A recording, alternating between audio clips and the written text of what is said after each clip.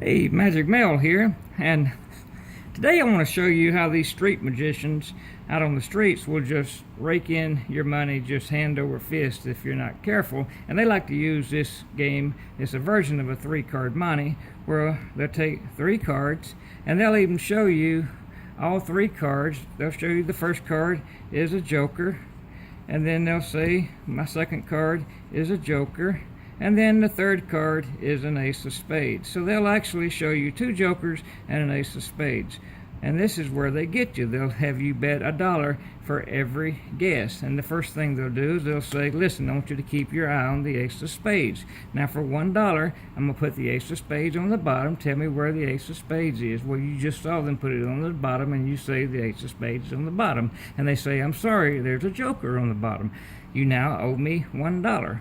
So then they'll say, well, where is the ace of spades for another $1? Well, you know that the joker's on the bottom, so you pick that the ace of spades is now on the top. And of course, they're going to turn it over and you're going to have another joker. Well, now you're down $2.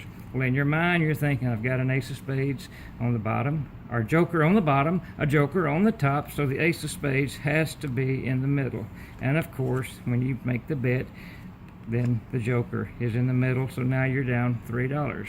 Well, now you're saying in your mind, well, listen, there's no way you can have an ace of spades in your hand because you just showed me 3 jokers. And they say, no, we have an ace of spades on the bottom, so now you're down $4.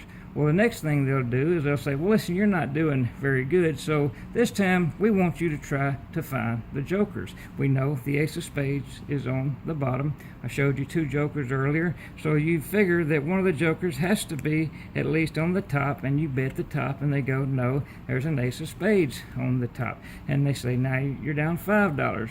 Well, if the ace of spades is on top and there's only one ace of spades, well, you know that it's got to be a joker in the middle, so you pick the middle for the next one. And they say, no, I'm sorry, you have an ace of spades, that's not a joker either. So now you're down $6. Well, the last thing they do is they say, or you say, well, listen, there is no way you can have just 3 cards, and you've showed me all these ace of spades and all these jokers, so you bet them $1 they've got more than 3 cards. And they go, no, I've got 1, I've got 2, I've got 3. Now you're down $7. And then they say, well, listen, you're not doing very well. What I'm going to do is I'm going to give you a chance to get your money back. And this is where they get you. They're going to go, listen, we'll go double or nothing. I'll even show you the first 2 cards, which is a joker and the ace of spades, and I'll leave the third one face down. If you can guess what the face down card is, then you will break even. If not, you will owe me $14. Well, now your mind is just racing crazy, because in the beginning they showed you 2 jokers, but now you've seen 2 or 3 aces. You don't know which one to pick, and anything you do pick, it's just going to be a guess. But you know what? It really doesn't matter, because in the end, you're going to be breaking out that wallet and giving them $14, because if you guess the joker or the ace of spades, both of those will be wrong.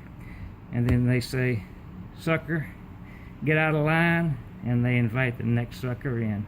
I'm Magic Mel, and that's how you get swindled on the streets.